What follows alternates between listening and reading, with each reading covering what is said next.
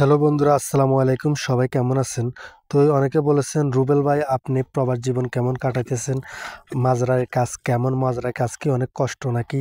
তো সেই বিষয়গুলো নিয়ে আজকে কথা বলবো। তো একজন ভাই প্রথমে বলেছেন যে ভাই মাজরার কাজ আসলে কেমন কষ্ট, মানে সেই বিষয়টা উনি ক্লিয়ারভাবে জানতে চাইছেন। তো সে ভাইকে বলবো, সে ভাই মাজারের কাজ আসলে প্রচুর কষ্ট, ঠিক আছে, পরিশ্রম আছে।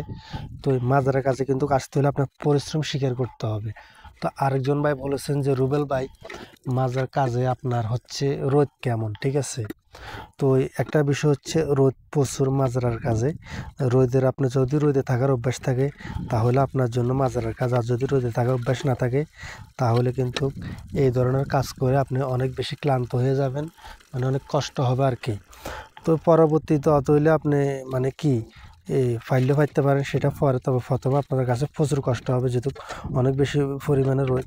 আর এখানের গরমটা হচ্ছে এরকম যে বালুর ভিতরে সূর্যের তাপ পড়ে, ঠিক আছে, মানে বালুর থেকে পর্যন্ত গরম বাতাস বাইর হয়, বাতাসের সাথে মানে গরম হাওয়া বাইর হয়। তো এখানে মরুভূমির তাপমাত্রাটা হচ্ছে এরকম, ঠিক আছে। তো আরেক ভাই বলেছেন যে ভাই আপনার কি ভয় লাগে না এই মাজারে কাজ করেন যে একা একা থাকেন? তো আসলে ভাই এটা হচ্ছে আল্লাহর রাসূলের জায়গা, এখানে আসলে ভয় লাগে না আমার কাছে। তো কার কাছে কিরকম জানি না, তো আশা করি কারো কাছে লাগবে না। তো অনেকের কাছে মনে হয় যে মানে একা একা থাকি, ভয় লাগে কিনা।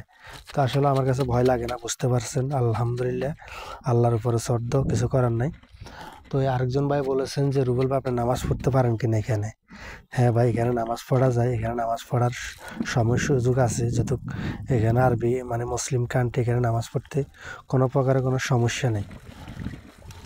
তো এই আসলে একটা কথা হচ্ছে যে এই কাজগুলো মাজারের কাজে যে একটু আপনাকে মানে পায় পরিষ্কার পাবেন না, ঠিক আছে। এখানে পায় পরিষ্কারের কোনো সুযোগ থাকে না, মানে কম থাকে, যেহেতু আপনাকে ছাগলের কাজ করতে হয় এখানে আসলে, যেটা আমি করি। হ্যাঁ, হয়তো আপনি কী কাজ করেন সেটা জানি না, মানে আমি যেটা করি আর কি, ছাগলের কাজ করতে হয়। আপনার ছাগলের ভিতরে কিন্তু ময়লা আবর্জনা হয়, এগুলো কিন্তু পরিষ্কার করা লাগে।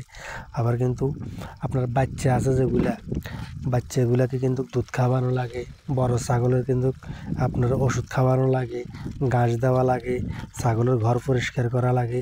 কবুতর আছে আমার এখানে, কবুতরের খামার, কবুতরের খামারের কাজগুলো করা লাগে। এরপরে খেজুর গাছের বাগান আছে, আপনার হচ্ছে খেজুর গাছের বাগানে পর্যন্ত যাওয়া লাগে। তো যেমন কি দেখতেছেন, এখন আমি কাজ শেষে দুপুরবেলা মানে কাজের থেকে আসি, এখন কিন্তু আমার রান্নাবাড়ি করা লাগবে। দেখতেছিলেন ডেকসি ধুইছিলাম, কাপড় চোপড়ও মানে কালকে এগুলো ধোয়ার সময় পাইনি, তো এগুলো ধুইছি। ধোয়ার পর এখন কিন্তু আমি বাসায় এসেছি এইমাত্র। একজন প্রবাসী ভাইয়ের সাথে আমার সাথে মিলে গেল, সে ভাই নাকি আমার সবসময় ভিডিওগুলো দেখে। সে ভাইটি বলতে লাগলো, রুবেল ভাই আমি দীর্ঘদিন প্রবাস করেছিলাম, প্রবাসে যখন ছিলাম আমি কিন্তু সবাই নয়নের মনে ছিলাম, আমাকে ছাড়া কিন্তু কেউ কোনো কিছু বুঝতো না। আর যখন প্রবাস জীবন শেষে দেশে গেলাম আমি যেন সবার বোঝা হয়ে গেলাম। আমি বলতেছিলাম যে ভাই আপনার সাথে কেমন আমার সাথে মিলে গেল।